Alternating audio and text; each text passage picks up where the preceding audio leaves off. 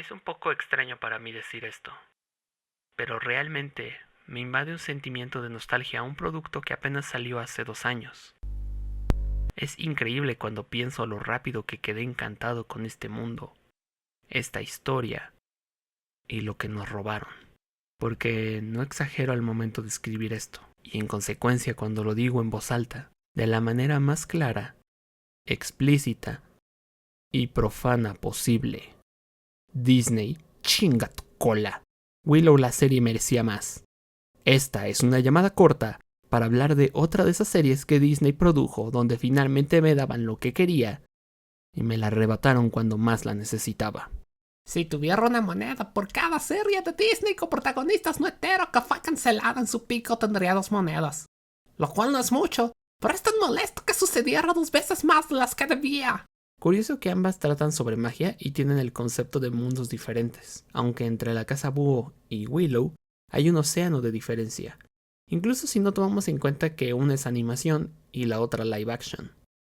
Willow la serie es la secuela a Willow la película, una de las propiedades de Lucasfilms que probablemente no recuerdas o no sabías que existió. Ese fue mi caso. Me enteré de la existencia de la película el día en que vi el trailer de la serie, y solo para echarle más sal a la herida del filme de Warwick Davis, la vi hasta que terminé el segundo episodio de la serie. ¿Quieres mi veredicto? No me gustó. Creí que me ayudaría a entender la serie un poco mejor, puesto que es la secuela a una película del 88 que poca gente realmente recordaba. Pero en un giro de los acontecimientos que ni yo pude prever, empeoró la experiencia de la serie, y a la vez la película se hizo lenta y aburrida en comparación. Debió ser una sorpresa gigante. Por años, Warwick Davis expresó lo mucho que quería retomar su papel de Willow, y no fue hasta que apareció el director y escritor de la serie que su sueño se cumplió. Se nota a leguas que Jonathan Kazan, creador de la serie, adoraba la película, pues fue él quien se acercó a Ron Howard, director de la misma, para pedirle apoyo en crear el revival, no solo expandiendo el mundo fantástico de Willow, sino que también dotó de un gran desarrollo al personaje principal, logró hacer aún más importantes los eventos ocurridos en el filme, e incluso hizo que me cayera bien Christian Slater. ¿Qué hacía especial para mí Willow la serie? Que su elenco protagonista no era hetero. Así es. Era una serie progre.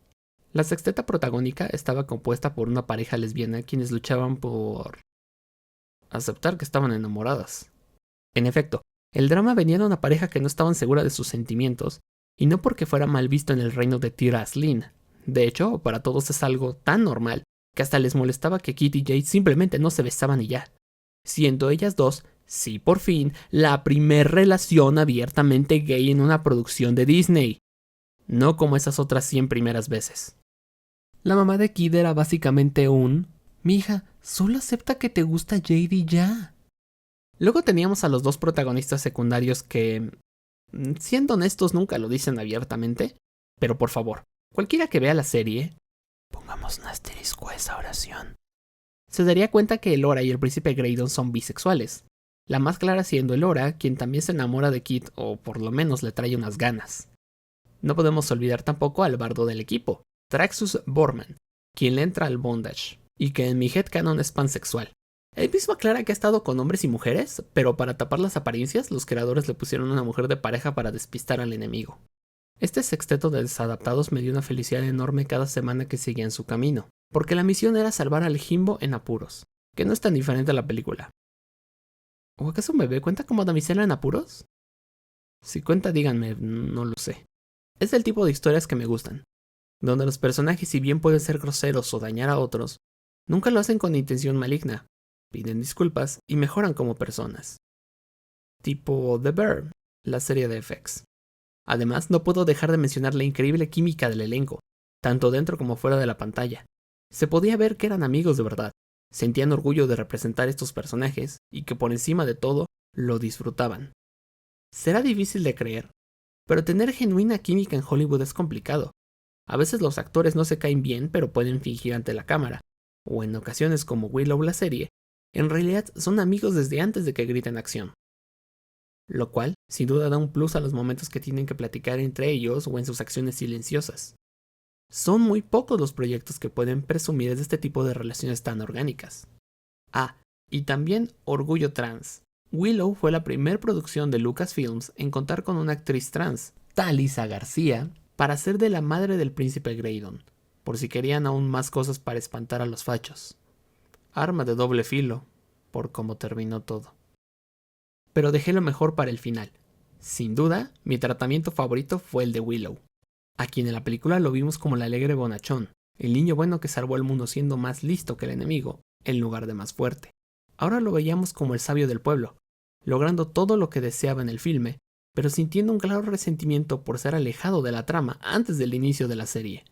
¿Imaginan a Luke en el episodio 8? Pero en lugar de exiliarse, Leia fue quien lo alejó porque por una razón u otra, creían estar en el final de la historia y que las enseñanzas y habilidades del héroe protagónico ya no eran necesarias, sino más un estorbo.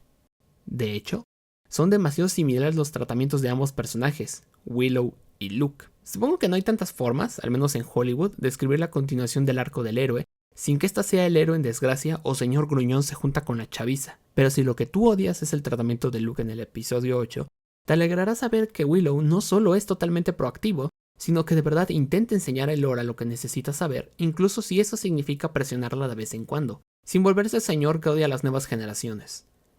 Pareciese que Kasdan vio lo que la gente odió de Luke, no es mi caso, y se saltó esas partes. Pero que no los engañen. Aun y cuando la serie lleva su nombre, realmente el protagonismo recae en Kit, y la protagonista del anime es Elora. Pero Kit y Elora no iba a vender como lo hizo Willow.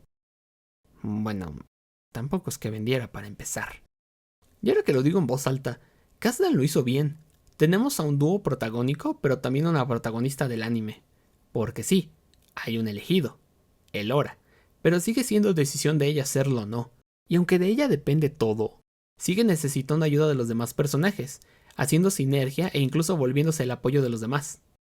Completamente alejado del argumento del elegido de Matrix, donde nuestro protagonista era en realidad el villano, pero se vuelve el héroe. ¿Sí recuerdan el diálogo del arquitecto? Ya debo dejar de hablar de Matrix. Es una gran serie palomera sobre magia, con un poco más de presupuesto que una del CW, porque Disney.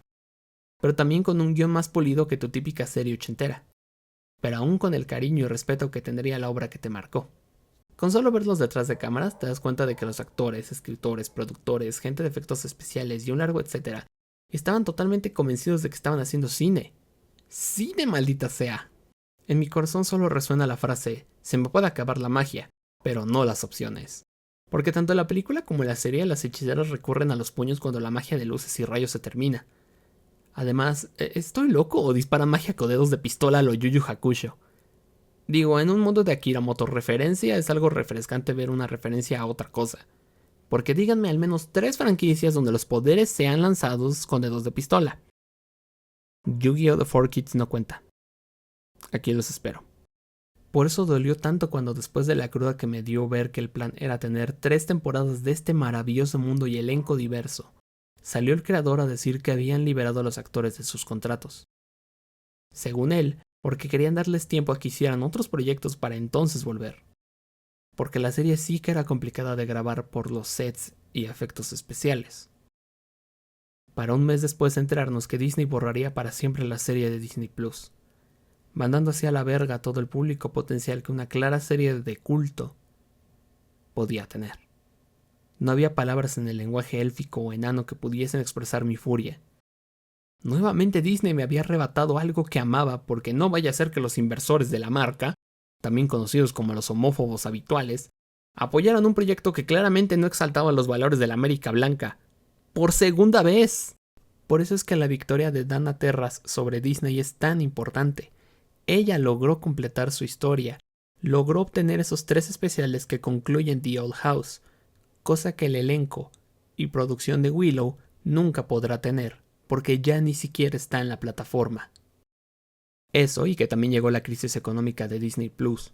Y que también ESPN perdió los derechos del cricket en la India, lo cual representaba casi toda la ganancia de la plataforma. Ese momento que a todas las plataformas llega, donde se dan cuenta de que los números imaginarios infinitos que les vendieron a los acreedores simplemente no llegaron y cortaron cabezas. Una de ellas, Willow. Oh, y casi lo olvidaba, el Hotel Experiencia de Star Wars de Disneyland que fracasó. Porque Bob Chapek la mandó a hacer y al salir él supongo que los archivos quedaron embrujados y los quemaron para salvaguardar la cabeza congelada de Walt Disney. Qué tontería. Así que sí, amiguito, hoy solo puedes ver la asombrosa serie de Willow mediante la piratería, lo cual te insto a hacer. Por favor, ve la serie, recomiéndala, sidéala en torrent, quémala en Blu-ray y regálala a quien más cariño le tengas. Claro, siempre y cuando no sea un homófobo de mierda como los inversores de Disney. Disney no decidirá qué recordamos y qué no. Willow la serie no morirá en tanto yo siga respirando, recordando y respalde con regularidad mi disco duro extraíble. ¿Me oyes, Disney? Tú no me quitarás el amor a una serie gay. Así como nunca podrás quitarme el amor por la casa Boo y reemplazarlo por las propiedades que según tú merecen existir. Y mucho menos podrás hacer que el mundo olvide Willow la serie. El arte es de quien lo atestigue, no de quien tiene la IP. Chinga tu cola, Disney corporativa. En serio, 1 y 1000 veces. Pero ahí voy de nuevo a ver una de Avengers, porque soy preso de mis defectos, y los artistas involucrados como los de Willow y la Casa Búho no tienen la culpa del maldito sistema capitalista en que estamos secuestrados. Y solo para concluir, si bien el casting de One Piece es porcentualmente el más atractivo de cualquier producción actual y por amplio margen, no vayamos por ahí diciendo que Willow la serie no es el más honroso segundo lugar. Ok, yo no, pero sí que hay gente que ve guapa a Warwick Davis. Porque por Dios, vean este elenco. ¿Con qué maldita cara me vas a decir que al menos uno de estos hermosos guerreros no es la persona más atractiva que has visto? Exacto, no puedes. Ya me parezco a mi sirena favorita de YouTube al decir esto, pero algún día con más calma voy a hablar de la serie y la película porque van juntas. Todavía no te he contado nada de lo más extraño, más épico y más increíble que Willow la serie tiene para mí. Señor, este es un teléfono abandonado en el bosque. ¿En serio? No puedo creer que alguien contestara. Sí. ¿Qué demonios? ¿A quién busca o qué? ¿Hola? ¿Hola?